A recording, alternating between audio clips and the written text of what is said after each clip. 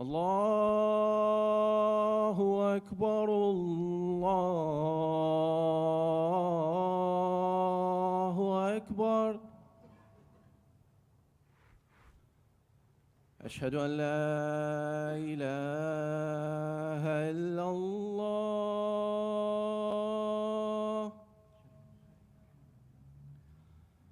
أشهد أن لا إله إلا الله.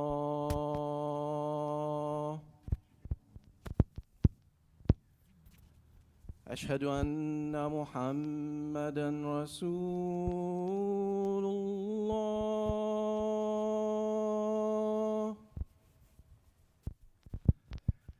أشهد أن محمدًا رسول الله.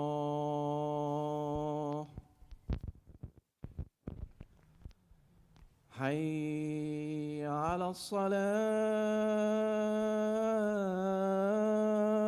الصلاة.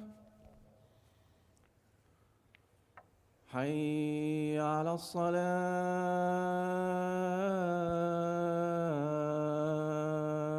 الصلاة. حي على الفلاح.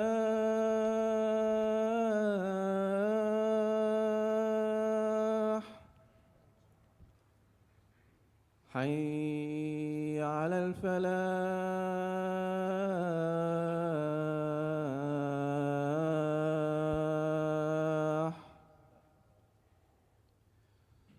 الله أكبر الله أكبر. لا إله إلا الله.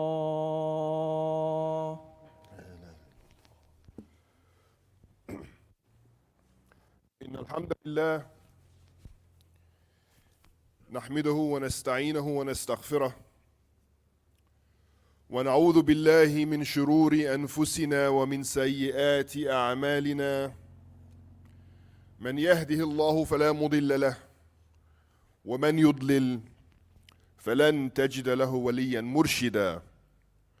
وأشهد أن لا إله إلا الله وحده لا شريك له، وأشهد أن سيدنا وحبيبنا محمد عبده ورسوله. أما بعد، بسم الله الرحمن الرحيم. والعصر إن الإنسان لفي خسر إلا الذين آمنوا وعملوا الصالحات وتواصوا بالحق وتواصوا بالصبر. My dear brothers and sisters, there are those who do good deeds for a good cause. That is easy to support. There are those who do bad deeds for a bad cause. Those are easy to oppose.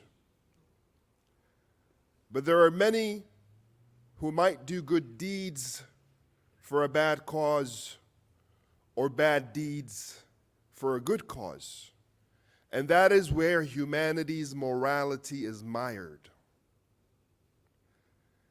In our faith tradition, it isn't about the destination as much as it is about the journey.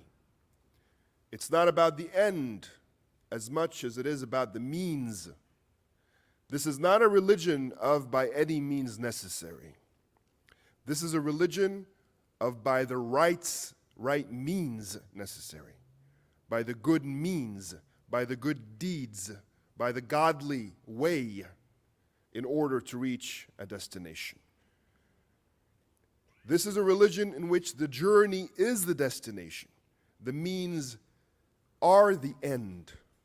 Allah subhanahu wa ta'ala talks about good deeds in the surah that we just recited, Surah Al-Asr. الَّذِينَ آمَنُوا وَعَمِلُوا الصَّالِحَاتِ, who do good deeds. In other words, if we are fighting for justice, how we fight for it matters. How we fight for it is the point. in any challenge, in any tribulation, in any test that we have in life, how we deal with the journey is the point. The destination is in the realm of Allah and Allah alone. No one has the ability to assert a result. The result is from Allah. When Allah dictates for it to happen, it will happen. How He dictates for it to happen, it will happen. And no power on earth can change God's will. No power on earth can make it come faster or can make it wait if its time has come. Can make it go left if it is to go right, or to go right if it is to go left. No power on earth. The way that we fight, the way that we call for justice, is what we are judged on. What we do in the test, not the result, is what we are judged on. Oftentimes, we human beings, we obsess with God's realm. Mata Nasrullah. We obsess with God's realm. Allah is asking us to trust Him. Alladhina amanu. Iman, my dear brothers and sisters, as we've said before, is not defined as believing in God or believing in the one God. Because if that were the definition, as we've said, then Iblis would be a mu'min. Iblis recognizes the existence of God. The devil recognizes that God exists. He doesn't deny that. Is he a mu'min? No. So what is Iman? Iman is trusting in God. Now, of course, trusting in God necessitates that you believe God exists. So the belief in God is inclusive in that definition. But the real meaning of Iman is trusting in God. And that's precisely what Iblis failed to do when Allah tested him. When Allah told him to bow to Adam, he didn't trust that beckon. He didn't trust that call. He didn't trust that commandment. And he thought to himself, this is not good for me. God is asking me to do it, but it's not good for me. I know better. He lacked trust. And we understand now why. When we say someone's Iman is strengthening or weakening, if it was a binary, if Iman was you believe in God, that's a yes or no question. That's a binary for those software engineers here. It's a yes or no. It can't be strong or it can't be weak. It's just yes or just no. Pass or fail. But when we talk about trust in God, now we're talking about from 0 to 100. Now we're talking about a spectrum. Now we're talking about strengthening one's Iman towards 100%, or la qaddar Allah, in some instances, people's Iman that could be strong at some point could weaken. And so it's a constant struggle to keep that trust in God and to keep increasing the percentage of the trust as much as possible. And so we understand that the acts of worship that we are commanded to do are exercises to strengthen that trust. It's all about the trust. That is the whole point. When we talk about Islam itself, we're talking about the recognition that God has the power, and to submit one's will and one's life and one's fate into God's hands willingly. That's the key word. There's no coercion in that process. There cannot be a coercion in that process, because that is a choice of the heart. And that's why in Islam we say, La ikraha fid din. In the Quran it says this. You cannot ever compel anyone in matters of faith, because Allah subhanahu wa ta'ala has given that choice to human beings. Who is anyone to remove that choice? It has to be a willing submission in the definition of Islam. When we say in the adhan that we just heard, and in every rak'ah of every prayer, Allahu Akbar, we have to reflect on the meaning of these powerful words. These are not mundane things that we mutter. These are not words that we just say out of habit, mindlessly. There is a strong meaning to these words that apply to every moment of your life. Allahu Akbar doesn't just mean God is the greatest. That's not the literal definition. it doesn't mean God is great. Sometimes we define it this way, sometimes we translate it that way. Literally, if I were to say God is the greatest, in Arabic it would be Allahu al-Akbar. And if I were to say literally God is great, I would just say Allahu Kabir. But we are saying Allahu Akbar, which literally means God is greater. God is greater. Now it does amount to the same meaning that God is the greatest, but in a living, constant form, meaning that if you have a disease, you have to fill in the blanks. It's an open-ended statement on purpose. So we always fill in the blanks. It's a living statement in our lives. If you have a disease, and it's a great disease, God is greater. If you have financial trouble, and they're great, God is greater than your financial trouble. If you have marital problems, and they're overwhelming, and they're great, God is greater than your marital problems. If there's a war, or a genocide, or a famine, or a natural disaster, or anything, macro or micro, that is great and overwhelming, God is greater than that. Fill in the blanks. It's a living statement. It's meant to engage us constantly. That's why there's no full stop at the end. God is greater than, fill in the blanks.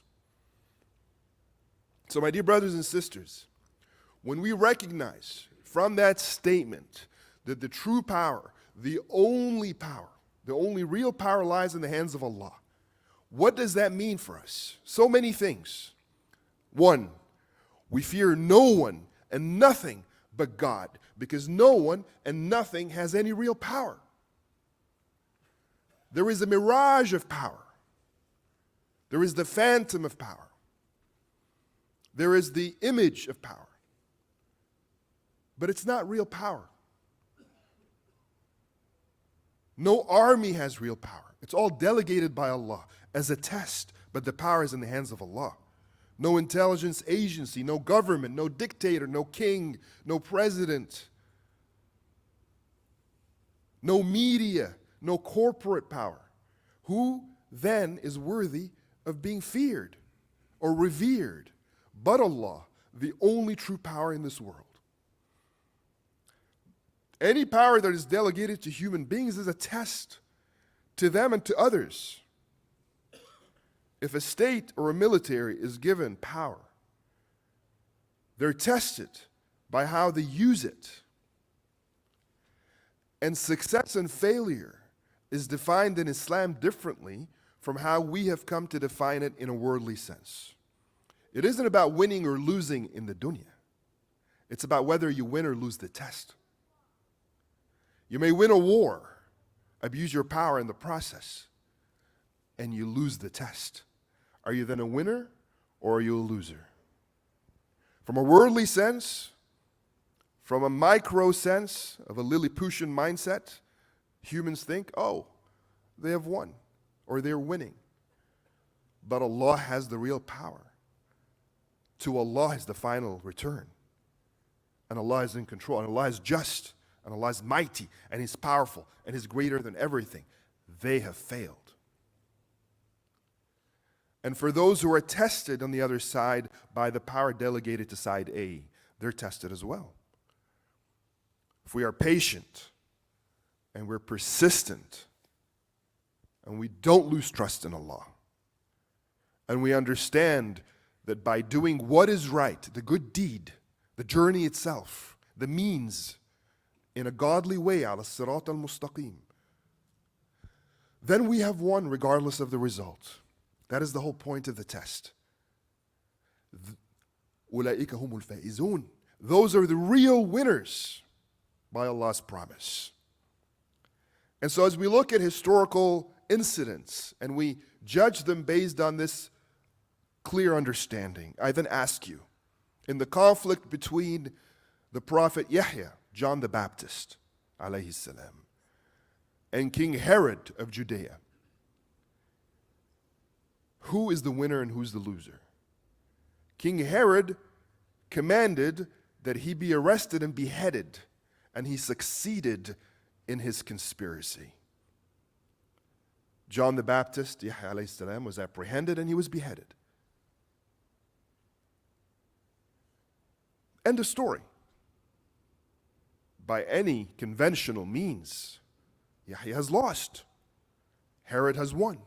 That's it, the end of story. But is it the end of the story? And is it the story? Yahya was a martyr on God's straight path. He never changed his beliefs. He never feared the king. He never kowtowed or compromised, and he paid the ultimate price. As such, he is the winner in this conflict. And Herod, he disobeyed God's commandments of justice, and he abused his power. And for a limited time, he lived a bit longer. Everyone passes. Death and life isn't winning and losing. Death is upon us all. Now, 5 minutes later, 5 years later, 50 years later, it's the same thing, same result. So ultimately, and this is a point of logic, if everyone is to pass, living, surviving, dying, martyring, that doesn't make a difference. What makes a difference is where you go in the eternal life. And hence, al-yawm al-akhir is so important for us in our belief system. We always say, Iman billah wal yawm al-akhir. Why are they together? Because justice is given over existence, not just in this first few minutes of existence, comparative to the akhirah, which is life, but over entire existence, perpetual existence. When somebody passes away, they don't die in the sense of the story ending. They're transported, transformed into a new domain where the story continues of God's justice. Recently, I had a pretty bad accident.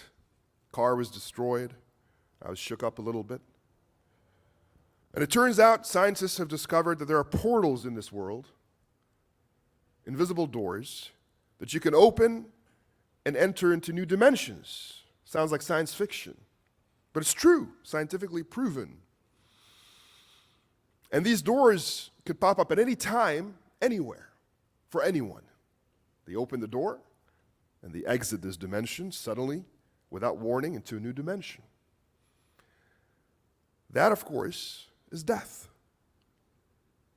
And I knocked on that door. I got pretty close, but it wasn't my time. The door didn't open.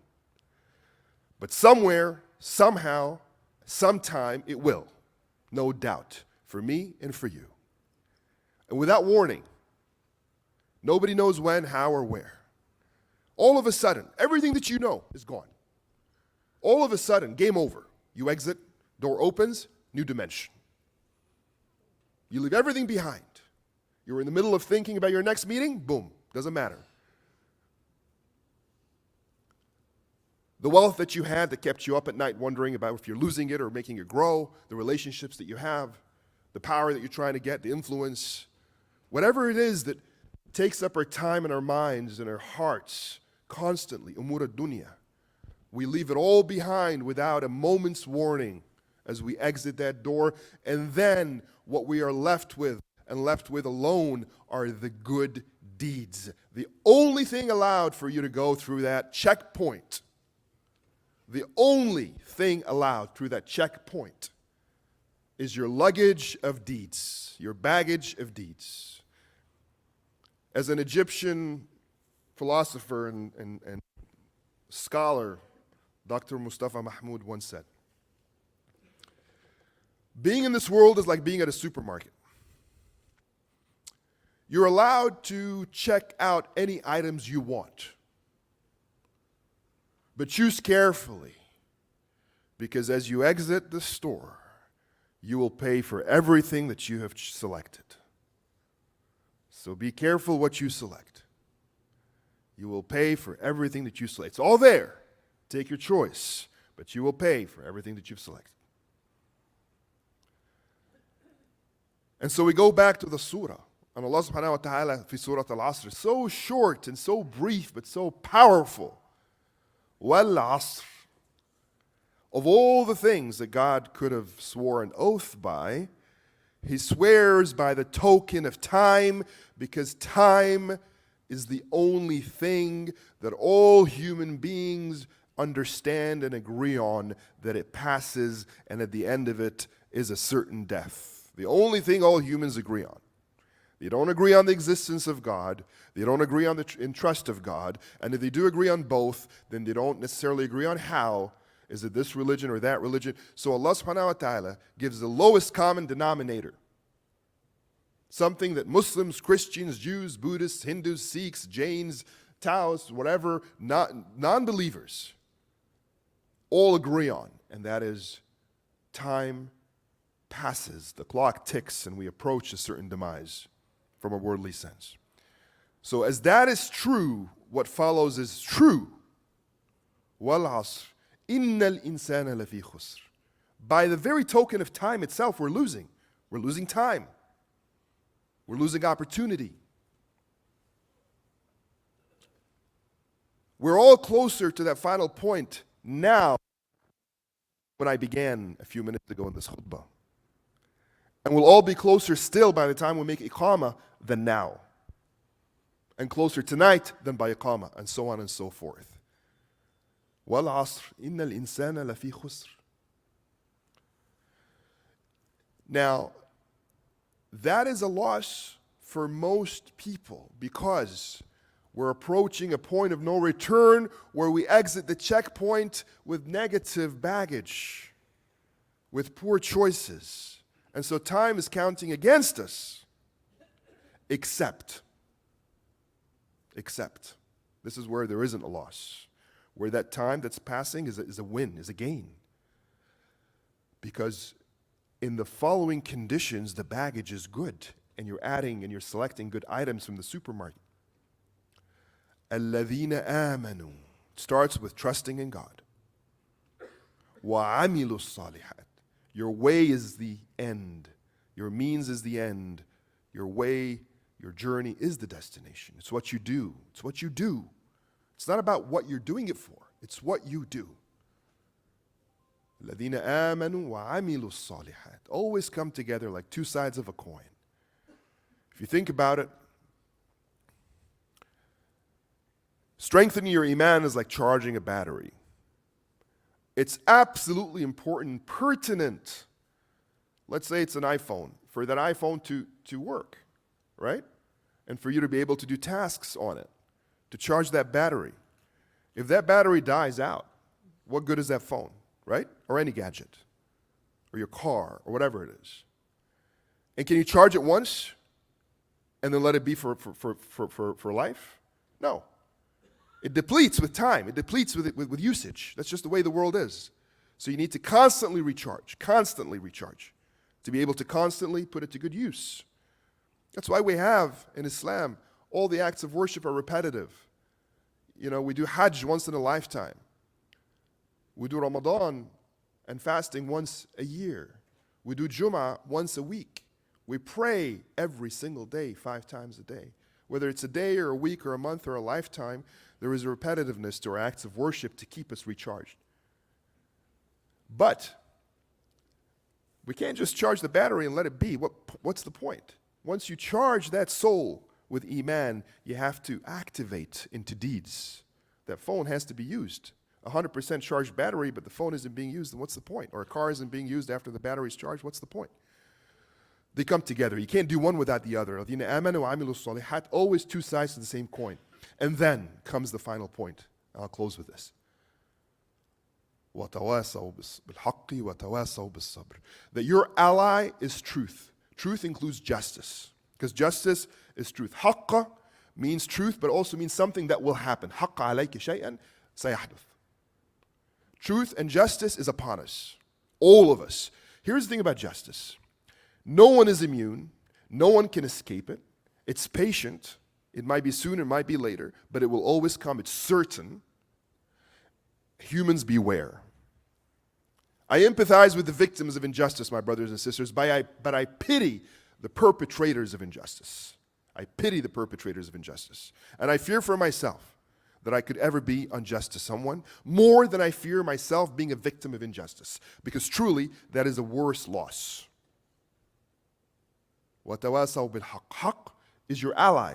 By the way, and a lot of what I'm saying obviously is in the context of Palestine and what's happening in Gaza, but beyond. But even in that instance, when I stand with Palestine, when I stand with Gaza, I make it very clear to Muslims and non-Muslims, to friends and foe, that I'm not standing with Palestinians because I'm Egyptian and Arab, or because they're Muslim and I'm Muslim, or because we're both brown or from that part of the world and I'm taking the side of my tribe. I stand with the Palestinians because justice is on their side, because I'm standing with justice. If it was the other way around, Allah is my witness, I would stand with the other side. If justice was with them, regardless, because that is the commandment from Allah. وَتَوَاسَوْا بِالْحَقِّ. He didn't say وَتَوَاسَوْا with your color or your religious folk or your regional folk or people who look and sound like you. So he said, your ally is truth, even if it be against yourself with justice, even if it be against your children or your parents.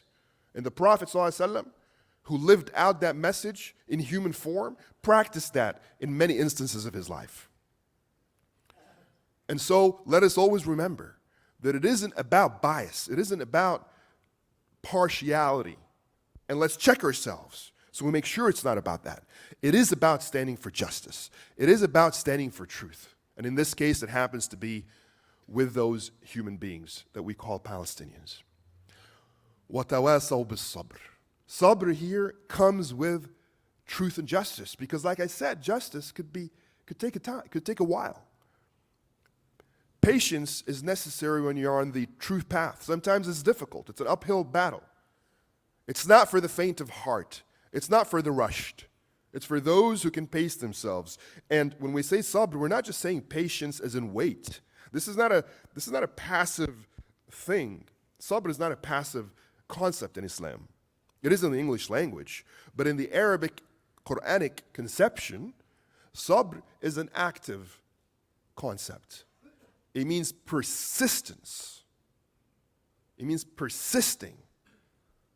Sabara means to persist, not just to wait, to continue on the right path regardless. Whether you see victory or not, whether you're winning or not, whether everybody's against you or not, whether the chips are against you or not, the cards you're handed are fair or not, you persist.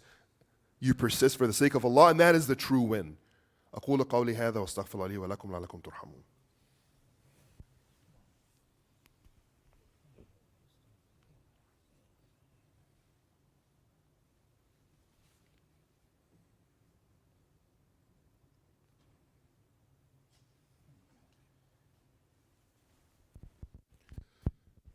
الحمد لله نحمده ونستعينه ونستغفره اللهم صل وسلم وبارك على سيدنا محمد وعلى آله وصحبه وسلم.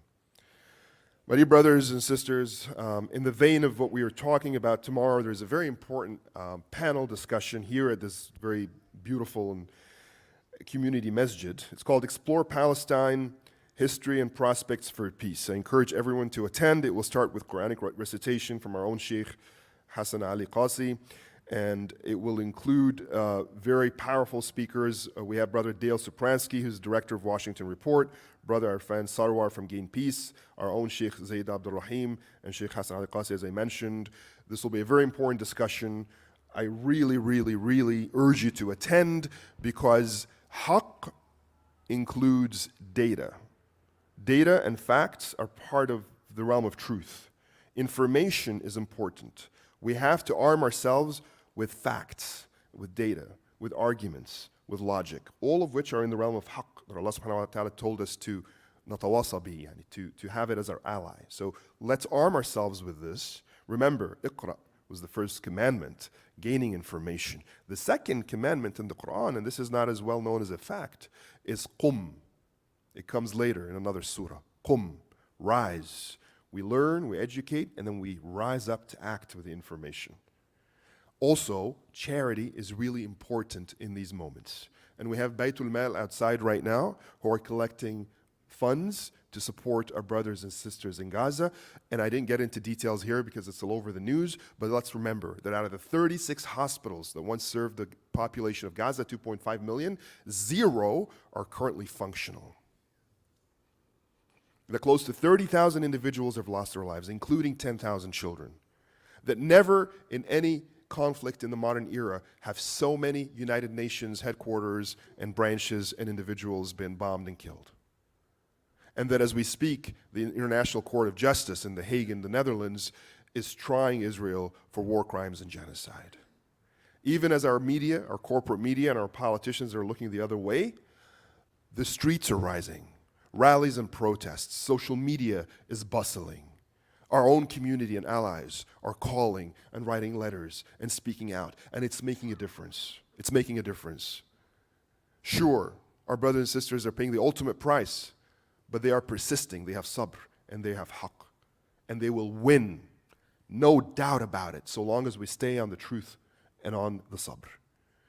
The question is, will we be part of that winning caravan? That's our choice, to do something now, to give charity, to attend meetings, to be active, to speak out, to not fear anyone but Allah subhanahu wa ta'ala. اللهم اغفر لنا ذنوبنا اللهم كن معنا ولا تكن علينا اللهم وفقنا إلى ما تحبه وترضاه اللهم آتنا في الدنيا حسنة وفي الآخرة حسنة وقنا عذاب النار اللهم يا رب العالمين اغفر لنا ولوالدينا وارحمهم كما ربيانا صغيرا اللهم وفق أولادنا اللهم اغفر للمسلمين والمسلمات المؤمنين والمؤمنات الأحياء منهم والأموات اللهم اعطي النصر يا رب العالمين لأهل فلسطين وأهل غزة اللهم كن معهم يا رب العالمين اللهم كن على الظالمين. الحمد لله اللهم صل وسلم وبارك على سيدنا محمد وعلى آله وصحبه وسلم وقم الصلاة إن الصلاة تنهى عن الفحشاء والمنكر والبغي يعظكم لعلكم تذكرون.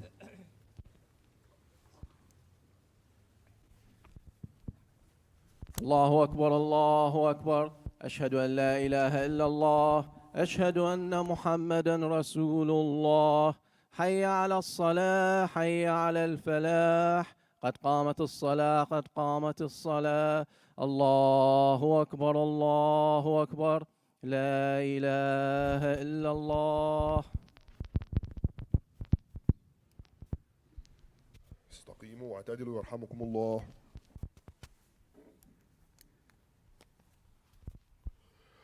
الله أكبر.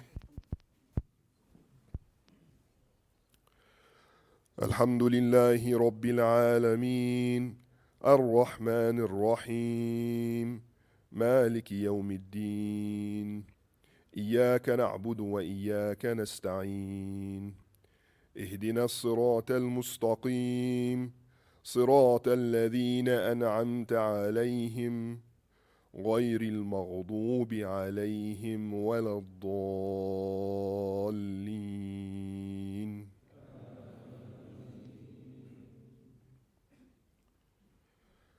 أرأيت الذي يكذب بالدين فذلك الذي يدع اليتيم ولا يحض على طعام المسكين فويل للمصلين الذين هم عن صلاتهم ساهون الذين هم يراءون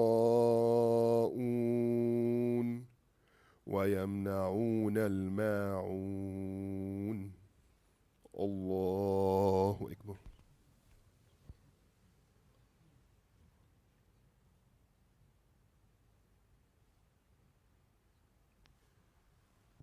سمع الله لمن حمده.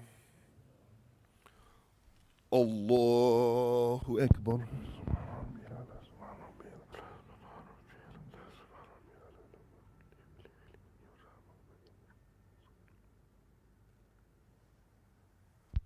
الله أكبر. الله أكبر.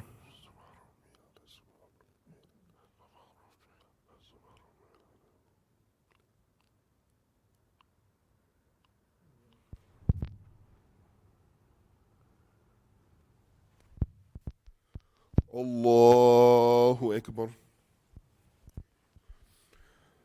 الحمد لله رب العالمين الرحمن الرحيم مالك يوم الدين إياك نعبد وإياك نستعين اهدنا الصراط المستقيم صراط الذين أنعمت عليهم غير المغضوب عليهم ولا الضالين.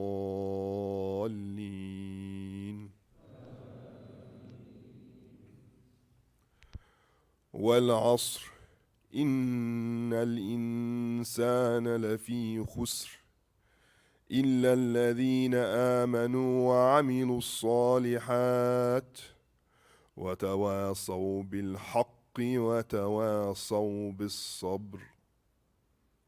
الله أكبر.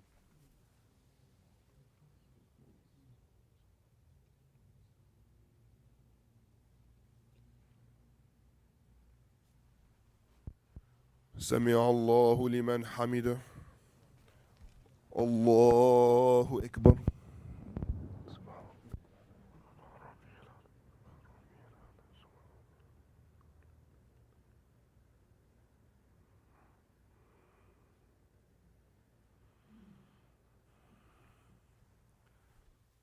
الله أكبر.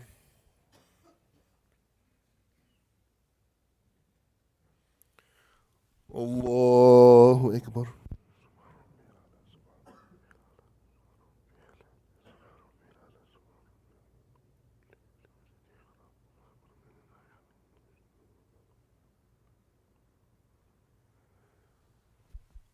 الله أكبر.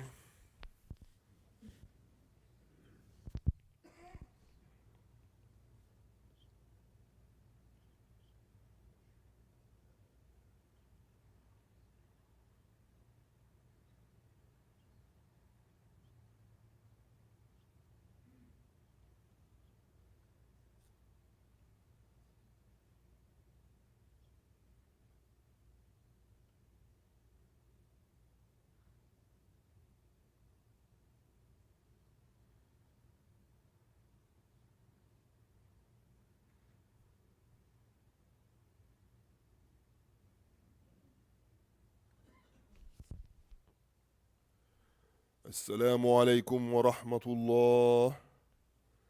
السلام عليكم ورحمة الله.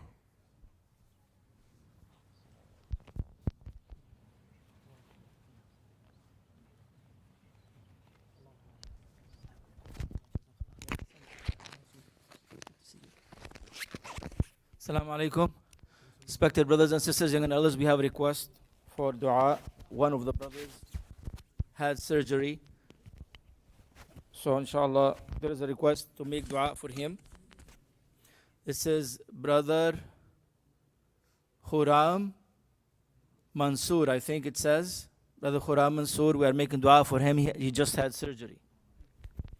الحمد لله ثم الحمد لله ثم الحمد لله اللهم صل على سيدنا محمد وعلى آل سيدنا محمد وعلى أصحاب سيدنا محمد وعلى أمة سيدنا محمد أذهب الباس رب الناس اشف أنت الشافي لا شفاء إلا شفاؤك شفاء لا يغادر سقما أذهب الباس رب الناس اشف أنت الشافي أنت الشافي أنت الشافي لا شفاء إلا شفاؤك شفاء لا يغادر سقما وإذا مرضت فهو يشفين وإذا مرضت فهو يشفين وإذا مرضت فهو يشفين. نسأل الله العظيم رب العرش العظيم أن يشفيه. نسأل الله العظيم رب العرش العظيم أن يشفيه. اللهم اشف مرضانا ومرضى المسلمين برحمتك يا أرحم الراحمين. وصلى اللهم على سيدنا محمد وعلى آله وأصحابه أجمعين إلى يوم الدين. Jazakallah khair, Brother Ahmad, for this beautiful khutbah. May Allah subhanahu wa ta'ala reward you and reward your efforts. Respected brothers and sisters, as Brother Ahmad mentioned, tomorrow's lecture is very important. It will start at 5:30. This is for Muslim and non-Muslim audiences. So please invite your neighbors, invite your friends. We have non-Muslim speakers and we have Muslim speakers. Also, the brothers from Bayt al-Mal organization, Bayt al-Mal Relief, they are outside and inshallah they're asking for your support and charity for the benefit of our brothers and sisters in Gaza. And finally, please, as you see, mashallah, the masjid is under construction and renovation, and we also have started many programs. So do not forget the house of Allah subhanahu wa ta'ala from your support and donation. Jazakumullah khair. May Allah accept you. Wassalamu alaikum wa rahmatullahi wa barakatuh.